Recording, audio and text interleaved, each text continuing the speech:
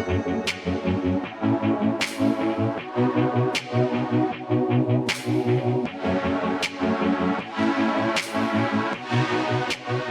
to our session on making sustainability part of everyone's job and the importance of employees for the success of net zero commitments. Sustainability is an issue that affects us all, and it is essential that we all play a role in achieving a more sustainable future. This means making sustainability a key part of everyone's job, no matter what role they play in an organization.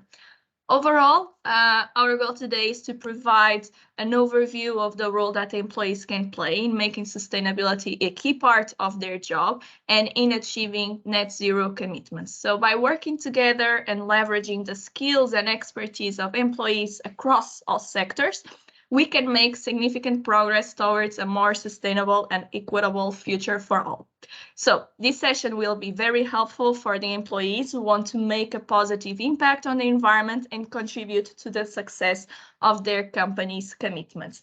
And for that, we have Drew with us. Drew is a community lead at Microsoft, and he will give us this overview. So Drew, it's up to you now.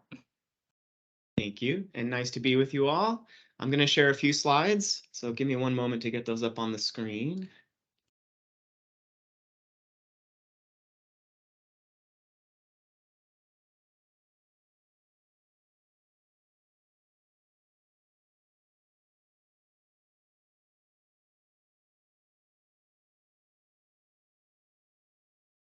All right, can you see those?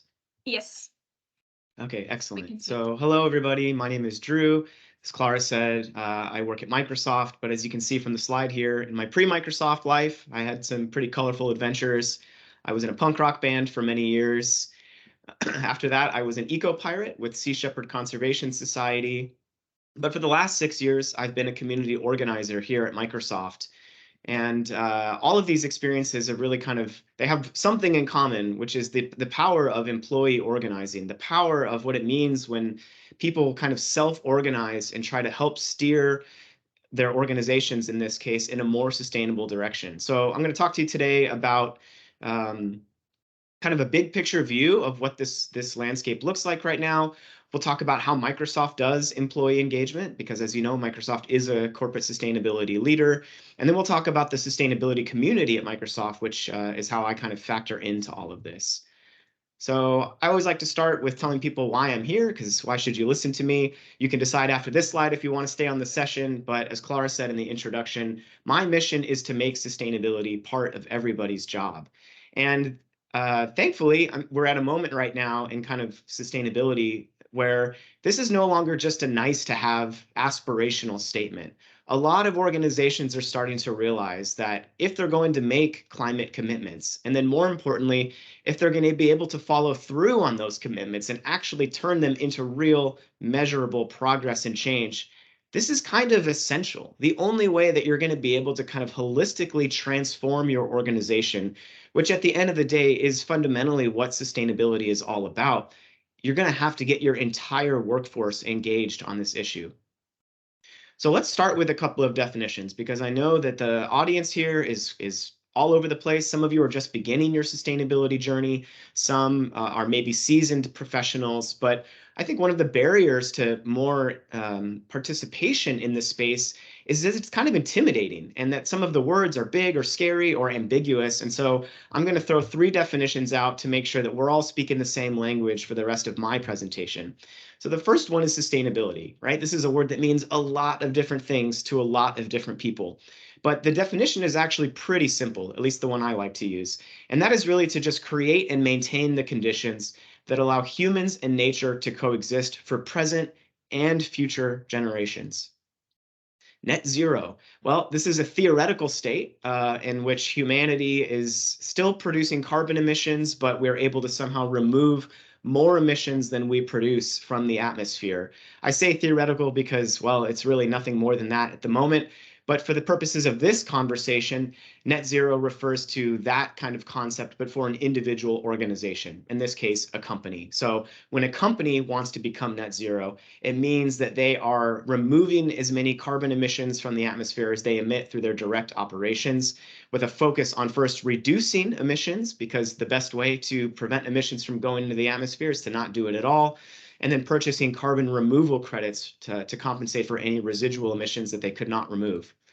And then finally, employee engagement. Another big word, pretty loaded, means a lot of different things to a lot of different people.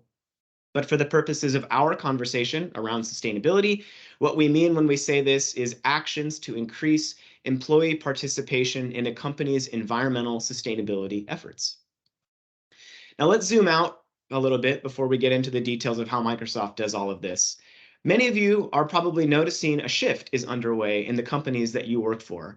And that is that the organizational structure that companies have historically used to operationalize sustainability is inadequate for the scale of the challenge before us. So for the past couple of decades, if your company had a sustainability team, it's likely that they were small, under-resourced, tucked into some part of a large organizational chart, usually in corporate social responsibility.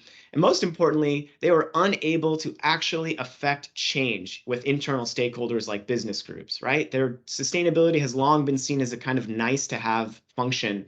But this is no longer true because, again, if companies are going to make bold commitments like net zero by whatever year, you're going to have to give these teams the authority and the resources to actually drive widespread behavior change throughout the entire company. And as you can see from this chart, what we're really faced with at the present moment is an unsustainable talent shortage, because the number of companies with science-based targets or commitments to reduce emissions has grown 14,000% in the last 7 years, according to the Science Based Targets Initiative.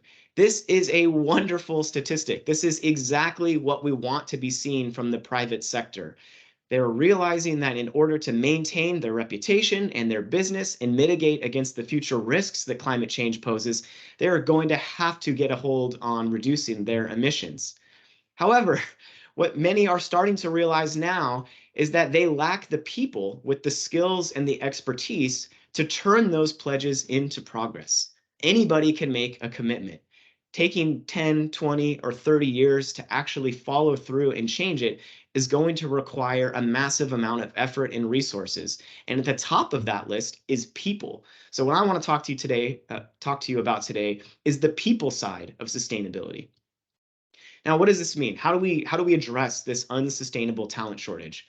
Well, just like all of the kind of revolutions that have happened in the workforce over the last couple of decades, it's going to first start with skilling and uptraining. And so upskilling and training. So let's talk about that first. Now, look, some employees are going to need deep and specialized sustainability knowledge in areas like carbon accounting, carbon removal, and ecosystem services valuation. These are the subject matter experts, the core parts of your sustainability team. And these skills are currently in demand and very hard to find. And so you're going to need to either upskill people that you already have or look in a very tight labor market to find people who know how to do this. Most business teams within an organization are going to need ready access to that knowledge. They may not need to have people on their team themselves, but they are going to need access to people from inside the company who know how climate intersects with procurement and supply chain management. And all employees at all companies in all industries are going to need basic training to acquire sustainability fluency. This is how we begin to address the unsustainable talent shortage. And so for those who don't know where Clara and I work here at Microsoft, Microsoft is a corporate leader in sustainability. 3 years ago, we made these commitments to be carbon negative, which is essentially the definition of net zero that I gave earlier, water positive, which means that we will put more water back into the environment than we consume in our direct operations, zero waste, which unfortunately does not mean making no trash, because that's impossible for a company the size of Microsoft. What it does mean is a 90% diversion rate of solid waste from landfill, and to protect ecosystems, which is simply to protect more land than we use in our direct operations, all by 2030. So these are pretty ambitious sustainability commitments, especially the carbon negative one. And it's already been 3 years. And what we are realizing is that not only do we only have 7 years left to get to these commitments, but that this is actually really difficult. And just like many of you, Microsoft is still very much trying to figure out how to solve the people side of this equation. And so when the company made those commitments 3 years ago, our former chief environmental officer, Lucas Joppa, who is the architect of those commitments and our sustainability strategy, recognized, thankfully, from day one, that you're never going to get there without all of your employees figuring out how they can contribute. And so you can see this quote that empowering our global workforce is the center of our sustainability strategy. So this is the way that Microsoft has been tackling this issue, by putting its people, its employees, at the center of everything else that it's attempting to do. So let's talk about how the company does employee engagement. And keep in mind, nobody has done this before. What this requires in these early years for all of us is a lot of experimentation. So the first thing, kind of going back to what I said earlier about the need to upskill and to train, is that the company does thankfully provide on-demand sustainability training for all employees. So any employee at the company who wants to learn about, basic climate change concepts, basic climate science, what our commitments mean, how we're executing against them, you can take a sustainability training anytime you want. We have normalized regular top-down communication from our senior leaders about those commitments and, more importantly, the progress against them. So newsletters, town halls, every company has its own kind of internal communications and PR machine. We're making sure that we talk about sustainability to elevate that awareness across the workforce. We do put out a comprehensive annual sustainability report, one of the best in class, I think, at over 100 pages long. It is very thorough, it is very detailed, and most importantly, not only does it show the progress that we're making against our commitments, but it shows where we're falling short, because again, this is a very ambiguous and difficult space in these early years, and a huge part of Microsoft's sustainability strategy is articulating where we are falling short, or where we're running into challenges, or simply where we're not figuring this out, so that other companies, other organizations can learn from that and avoid making the same mistakes. We have a lot of internal educational resources beyond just that sustainability training, including some really fun time-based employee gamification campaigns. So we use a couple of third-party software applications that basically gamify personal sustainability. You earn points, you form teams, and the winning team, it's a friendly competition, gets some money that they can donate to their favorite environmental nonprofit. And finally, where I come in, we have a vibrant global employee sustainability community. So let's talk about that for a moment. Now, look, we started this community about 5 years ago. There was literally just 2 of us. It's grown to, at present, 9,000 members. None of us thought that it was going to turn into this. This was just kind of a way for a couple of us to say, we see an opportunity here for employees to get involved. How can we help? But it's clear in the last 4 years that we started this community that it has tapped into a huge desire from our workforce for the very same thing.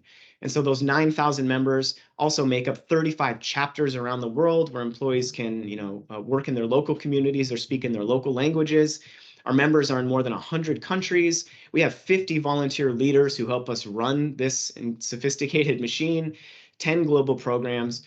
But the real benefit of this community is that it is an always-on conversation mechanism, and there are tens of thousands of conversations going on in this community every year. And what that does is cumulatively raises the sustainability fluency of the workforce through peer-to-peer knowledge exchange. As you saw earlier, it's part of Microsoft's sustainability strategy. What we are looking at here on the slide is a picture from our 2021 Environmental Sustainability Report. You can see front and center that employee engagement and this employee community are a critical part of how the company does that. And something that those of us who run the community are very proud of, this is a 100% volunteer, bottom-up, grassroots employee-led initiative. So at Microsoft, the employee community is where that bottom-up enthusiasm meets that top-down mandate to make sure that we have maximum progress and synergy on this issue. Now, look, an employee sustainability community is by no means the only way that a company can do employee engagement, but it does have some really unique advantages, and I want to quickly talk about those so that you understand why you might want to pursue this in your own company. So the first one is innovation, because when you zoom out all the way, and you think about, your company's going to make sustainability commitments, hire people, change operational practices. When you zoom out all the way, what you're actually trying to do is change culture. You're trying to change behavior, rewards, incentives. And a community is really a very cost-effective way to accelerate that sustainability culture change into every deep nook and cranny of the company in a way that, frankly, corporate sustainability teams are never going to be resourced to do. It also allows you to harness the ideas, the creativity, the passion, and the ingenuity of employees to not only reduce that operational footprint, but to create next generation sustainability solutions. At Microsoft, some of the best ideas that have come out in this space in the last couple of years have actually started as employee hackathon projects. When you give people who don't have sustainability subject matter expertise, or maybe don't have sustainability in their full-time job description, the ability to work on this issue, you bring in a diversity of perspectives and ideas, and you can create some really amazing solutions. And finally, a community allows you to tap into the collective intelligence of your entire workforce. Communities are all about cooperation, right? And if we zoom all the way out and we think about the climate crisis, what we are really trying to do is enable widespread human cooperation on a scale that we've never seen before. And then if you think about what it's like to have been an employee to come into a company like Microsoft in the last few years during the pandemic, you may have never set foot in an office. You may have never met a single coworker. And so engaging in a community like this can also help create a sense of community and belonging, which is really, really critical for employee well-being and productivity and all of that stuff. Most people will never have sustainability in their job title. And so this is a chance for people to unite their passion with their purpose at work. Engaging in a community gives you a way to make sustainability part of your job. As I said earlier, you will never be able to hire enough sustainability professionals to make this work happen at the speed and the scale that is required. And so a community is a scaling mechanism. It's a way to bring more helping hands to a problem that is larger than all of us. And along the way, for those volunteer leaders who get involved in the community, you create leadership development opportunities, which can be really amazing for employee growth, careers, retention, and satisfaction. And finally, efficiency, something that every company cares about. Whatever sustainability initiatives you might have going on at your company, if they're all over the place, an email over here or a question over there, if they're not centralized, if they're not organized into a single place where employees know to go look, you're going to be missing an opportunity to maximize the impact of people's time. A community centralizes all of those resources, all of that information, all of that conversation, and puts it in one place so that it's easy to find. Along the way, you also get increased connection, cooperation, and collaboration across your entire organization. Communities are like a mycelial network. For those who are familiar with how mushrooms and fungal networks work, it's a connective tissue that breaks down organizational and geographic silos. And finally, a community gives you a way to decrease idea loss and randomization of employee suggestions on sustainability improvements to business operations, which can be frustrating for both employees and senior leaders. By putting it all in one place, you maximize the chances that that feedback will be taken into consideration. And so I was asked to provide a couple of examples of what this looks like at Microsoft.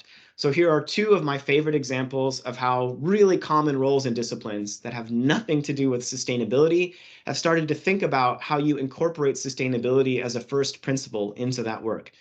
And so the first one, unsurprisingly, Microsoft is a software company. Probably 50% of our workforce are software engineers. So the first place that we went was software. How does software engineering, how do you get down to the code level and optimize for sustainability? And so a group of employees at Microsoft started what has in a sense become an international consortium with other companies and academics called the Green Software Foundation. And that is, you can see their mission here, software that is responsible for emitting fewer greenhouse gases. And it's on reduction and not neutralization. And so this is the beginning of thinking about how sustainability intersects with software engineering, because at the end of the day, every piece of code you write is going to run on a server that's going to run on electricity. Most electricity is still produced with the burning of fossil fuels. And so it's about reducing energy use of your software and also making sure that you are factoring for carbon intensity. And the other one that I wanted to point out was green design principles. So designers of all stripes, graphic design, industrial design, UX, UI, all of them work in a digital space. But when you really get down to it, the cloud is not really in the sky, the cloud is on the ground. Digital equals physical. Again, backing up everything that we do in our digital world is physical infrastructure that has a real impact on the environment. And so the green design principles walk you back to first principles and help you think about how you optimize for fewer consumption of precious resources before you start designing anything and account for the environmental impact. So you can do a search on the internet for either Green Software Foundation or Microsoft Green Design Principles if you want to learn more about this. Finally, always like to leave people with a couple of things that you can do. So we're going to break this down into 3 groups. So what can you do? By no means an exhaustive list, but here are some very practical things that you can get started with as you walk away from this conversation. So everybody, doesn't matter who you are, you can educate yourself on the causes, effects, and solutions to the climate crisis, and then take action. You should be curious, compassionate, and critical, because this is a journey, not a destination. There's no such thing as being perfectly sustainable, unfortunately. Each of us is going to have to start wherever we are and then continuously improve in the ways that we can. And then in your personal life, plain and simple, the most impactful sustainability decision that you can make is to adopt a plant-based diet. For employers, you're going to need to provide on-demand sustainability training for all employees. And look, don't overthink this. It can be very simple. Your chief sustainability officer, your sustainability professionals can just record some video tutorials talking to employees, educating them about what's going on in this space. Start today. It doesn't have to be fancy for a first version. You should also leverage the existing communication channels that you have in your company to normalize conversations about sustainability, to start to get it into the consciousness of your workforce. You can work with your HR department to create the infrastructure needed to accommodate green jobs. At Microsoft, we now have people whose job title shows up as carbon removal specialist. That didn't exist 5 years ago. And so interestingly, there's going to be a very important role for HR departments to play to create that infrastructure. And then, of course, you can make sure that your chief sustainability officer or their equivalent understands the value and the importance of engaging all employees on this topic. For employees, get organized. Create an employee sustainability community today. Doesn't matter if it's perfect, start with what you have, but just get started. You have no idea how powerful it can be when employees organize themselves on this issue. You should then try to start influencing the important internal stakeholders that you have and open up a dialogue with your chief sustainability officer and senior leaders so that you can figure out the best way to cooperate on this issue. Again, it's where that bottom-up grassroots enthusiasm meets that top-down mandate to make change happen. Finally, be persistent. You are going to face a lot of obstacles, and building a community takes time, years. Do not give up. And you should always demand change from your employer while simultaneously offering support and alternatives, because we're all in this together. Again, nobody's done this before. We're all experimenting. We're all trying to figure it out. But it's critical that we find ways to make sustainability part of everybody's job with whatever resources we have. Awesome. Thank you so much, Ruth. That was amazing. A couple of questions on the follow-up that you just mentioned about giving an advice to employees to create these sustainability communities that Microsoft already created, that you created as well. I was wondering, do you have any advice to someone who wants to start a sustainability community right now? What should be like the 3 first steps that they need to take, or what advice would you give based on your experience? Yeah, well, the advice is do it. Don't ask yourself if you should. Don't wait until tomorrow. Do it. But as a first step, you should take a look around to see what already exists, because somebody may have already started that. And it's so much better to just leverage what already exists than to try to recreate the wheel. Because like I said earlier about maximizing the impact of people's time, the goal is to have one place where all of this stuff happens. And so employees can work with each other to figure out what that one place is. But take a look around, see what already exists. This is about organizing and coalition building. And so you may have to work with people who've already started something, and that's okay.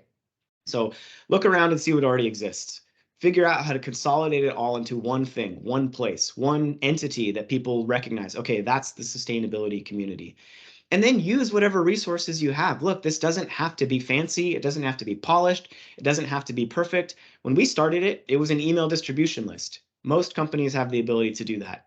It's grown into something much more sophisticated now. We have an internal website, the ability to, host sessions, record them, but just start. Don't let perfection be the enemy of progress. Get organized, and if you build it, they will come. When employees realize that something like this exists, and it gives them an opportunity to funnel their energy, maybe even their anxiety about climate change, into something productive at their job, they will come. Yeah, great advice. Totally agree. And lastly, so you also shared some examples of how some of our colleagues at Microsoft who don't have a sustainability related job embedded sustainability in their roles, right? So do you have any tips on how folks at home can rethink about their own jobs and make them sustainability related? For sure. Again, it all starts with education, because climate change is an enormous topic. It's like the intersection of more than a dozen scientific disciplines. It happens on the scale of planet Earth. I mean, this is really, really complex stuff. But at the same time, some of it is quite simple, right? You burn fossil fuels, you put carbon emissions in the atmosphere, you warm the planet, destabilize it. Anyways, the point is, start with basic education, because if you go straight to, I'm going to do this, I'm going to do that, you might actually be going in the wrong direction. You might actually be wasting some of that precious time and energy that you have and doing something that's actually not going to make a very big difference. So spend the time up front to get educated. There are an enormous amount of free resources on the internet. Climate Change 101, what is it? Learn about what your company is doing. If you can't find, ask. Sometimes just hearing from employees will force senior leaders to go, wow, I guess we better do something about this. That's that important critical role that employees can play. So once you have that foundational understanding of what is climate change, why does it matter, what is my company doing about it, then you can start to figure out the unique way that you can contribute with the skills and experience and the job that you already have.